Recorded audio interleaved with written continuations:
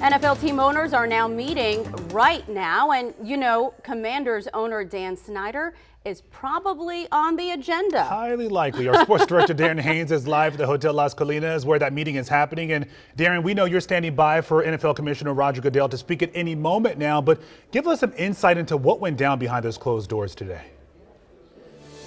Well, during these NFL meetings, you know, they're still having their normal protocol, what's on the agenda during the NFL, and I can confirm that the Washington Commanders isn't on the agenda. However, I'm speaking to a couple of my sources, and what they are telling me is they have a privilege session where they will bring up the latest on Dan Snyder and the Oversight Committee report. Don't exactly know when that would actually happen, but it will happen today and likely before Roger Goodell speaks. Now, we saw Tanya Snyder here. We told you earlier today that Dan Snyder is not here, but Tanya Snyder is representing the Washington Commanders alongside President Jason Wright.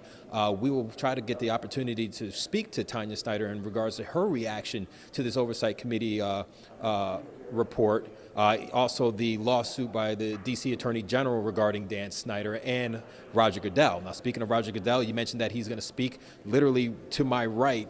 There's a door here where you have that press conference where he's going to have to answer these questions in regards to Dan Snyder and ownership, in regards to Dan Snyder and the sexual harassment allegations that were in that Oversight Committee report. Also his involvement in regards to working with Dan Snyder during this investigation to, quote, kind of make it easier on Dan Snyder, where he didn't really have to suffer the exact a harsh punishment for some of the actions that he's being accused of that was in this written report by the Oversight Committee. But until then, we are waiting for Roger Goodell to speak. We will ask plenty of questions to try to get some answers for you guys coming up later at 6 o'clock.